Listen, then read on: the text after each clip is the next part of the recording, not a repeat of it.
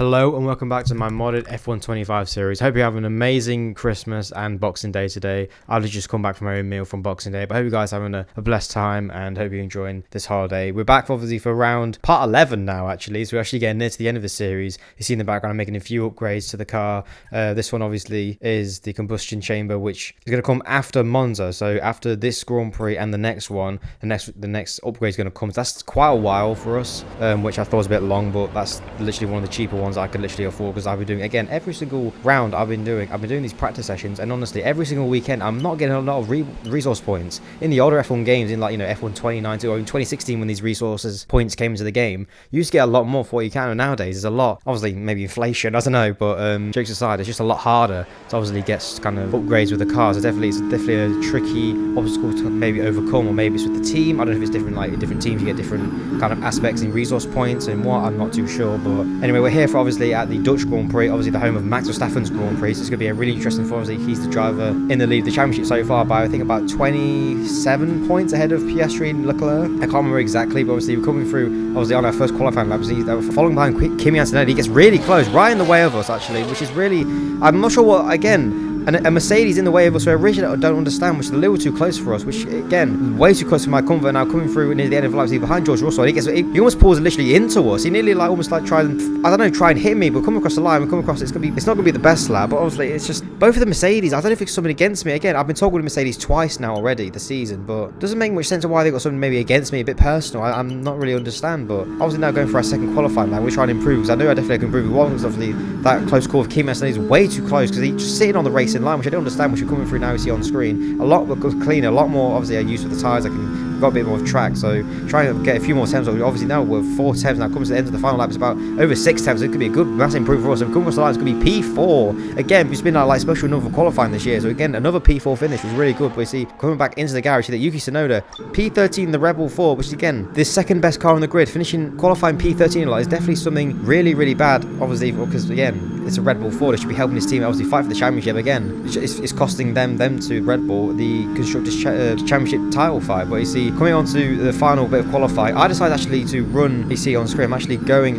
for a push lap as I come out of the garage for the first lap, because actually the lowest fuel you could get was actually way too high. So actually I'm going to go for another lap, try and warm the tyres while I can, but also try and waste a bit of fuel so I can get the car as low as the fuel and lighter as much as I can, so I use all the tyres I can to get as light as the car as possible, so that everyone is actually on track. On the mini map to your left, everyone's on the track as well, so definitely going to try and push the car as much as I can. Obviously with the help, obviously the tyres aren't too worn out, but I've not been really pushed on them too much. They come through the first turn, actually been pretty clean, nice and simple. You see actually we're over a 10.5 of our time currently. It's actually, that's definitely improvement. See, coming through into the sector 2, we're already got a purple sector. This is already a really good improvement. Last, hopefully can be trying to get in the front row potentially, because we haven't got a front row qualifying yet. So obviously now coming through the final part of the sector, it's going to be just under 3 temps. Now coming through on the straight, it's going to be just under 3 temps, very marginal. We'll use all the battery we've got in the left of the car. Of course the light, it's going to be P4, but it's definitely an improvement. But once you come after qualifying, when that's finished, it's going to be P13, which is really concerning, because despite, I thought I did a really good lap, but despite that, apparently not. All the way in P13, Lando Norris sets, obviously gets pole position, ahead of Fernando Alonso in the Aston Martin Honda, and Franco Colapinto in the Alpine, doing a massive job, obviously, with that Renault power unit, all the way in P3, which is massive, but Alonso putting an absolutely amazing lap, all the way up to P2. Well, if you saw that, Max Verstappen, actually the home hero, of course, has a P7, while his 2 Tartarovs, the Charles Leclerc in P12, and Oscar Piastri all the way in P17. The top 3 in the championship, very spread out, a lot lower than you may have guessed, obviously, at the Dutch Grand Prix. A very unusual track, as it obviously got, you know,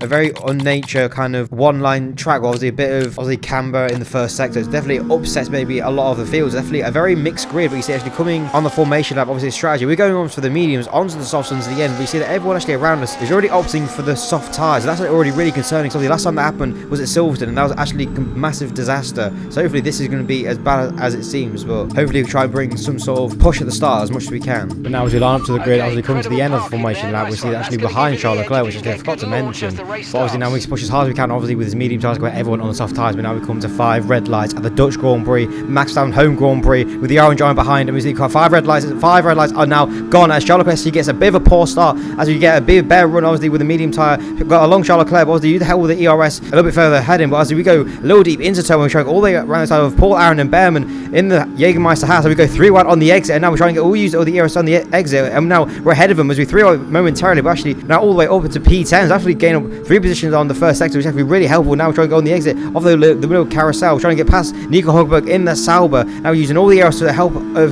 Van Der, which we get past him very nicely, very well done. We go a little wide, obviously into the corner, the touch of the grass, and Nico Hulkenberg goes down the inside, out of nowhere. Normally it's a one line throughway, obviously a bit tired, but now he wanted that position obviously more than I did. But obviously he has to opt out, obviously, because he's now going to cause a collision, obviously. But obviously go on to lap 1. Lando Norris sets the fastest lap of the Grand Prix as he leads the Grand Prix. That Max Verstappen trying to go past Ocon. These two have had history in the past, obviously. Remember at Brazil in 2018 when he goes all the way, ran the outside of him, obviously no contact, no drama at all. But as you go all the way back to the start, you see like Franco Colapinto in the Alpine, started P3, trying to pass Fernando Alonso, obviously in the Aston Martin Honda, behind obviously Lando Norris, trying to make a move that goes side by side through turn 1, and now Colapinto still on the outside, go all the way into the inside, goes around the outside, again, it's through sector 1, a very nice move, obviously from the young Argentina rookie. The rest of people forget. But obviously now coming on to lap 2, the start of lap 2, trying to get on the back of Carlos Sainz. Actually, at the moment, these medium tires actually feel absolutely electric. They feel absolutely on fire this time. So we go past Carlos Sainz with great traction and get him very fast, very easily. Now I'm feeling the pace of this very, very well. Actually, I'm feeling I've got some great pace. That was on these medium tires. We need to see as well a little further ahead. Obviously coming to lap 3, Ocon and Gasly still firing it out. The two former Alpine teammates are going side by side. Ocon's trying to defend from Gasly. Nowhere on the back of these two. I could potentially get past both of these guys because obviously I'm feeling really. I feel like I got the pace. Silverstone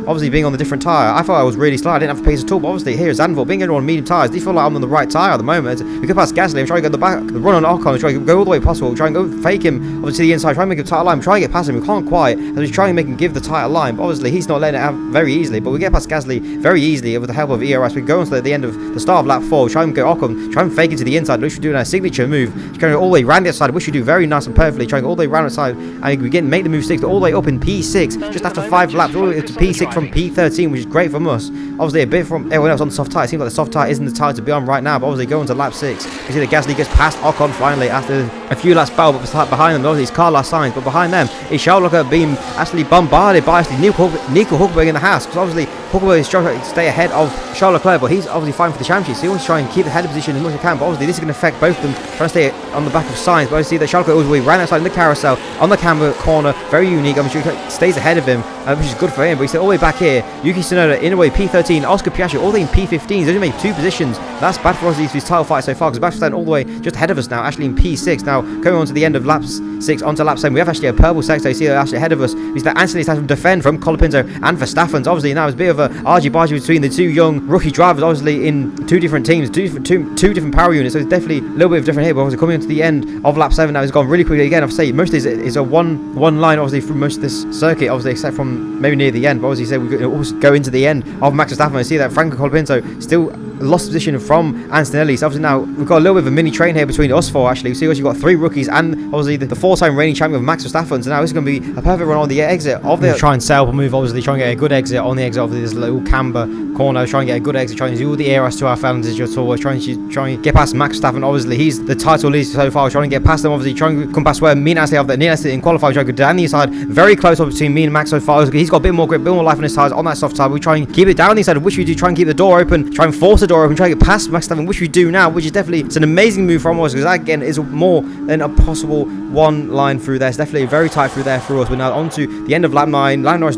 decides to box in, obviously change tyres to go onto the medium tyre now. You see that Colapinto and Alonso also follow them to go into the same lap. But now see we're coming onto the end of lap 10, onto lap 11. We actually dive into the bits as well to get off these medium tyres. It's been a great tyre to be on, onto the soft tyre now, which is going to be hopefully a good tyre for us. Everyone around us seems to be like a decent tyre for us, but obviously at the start they seem to struggle a lot. We see now coming on out the pit exit that Verstappen, Antonelli and Alonso look like actually got the undercut actually ahead of us. Obviously again, those medium tyres they're actually a lot better than the soft tyres, which is really odd obviously because the soft tyre is notoriously known for being the quickest tyre but obviously the shortest lifespan. But obviously it seems like medium seems to be the best tyre all around. We see now coming on to the start of lap 12, Verstappen is ahead of Kimi Antonelli, but obviously a lot further back. Oscar Piastri is title rival all the way in P12, still no points on the table for him at all. That's definitely going to open Max Verstappen's title fight so much bigger so far. That's definitely a worry for him and Charles Leclerc, who's actually behind us at the moment in P6. But obviously we're trying to set a move on Kimi Antonelli coming with the same place. We had that same incident in qualifying. Now we're side by side, trying to set down the side, the same deja vu place we did in Max Verstappen down the side. What should we do? Try and keep the door open. Yes we do, and we stay ahead of him. So again, another move down there down the side, which is a great move for us. Definitely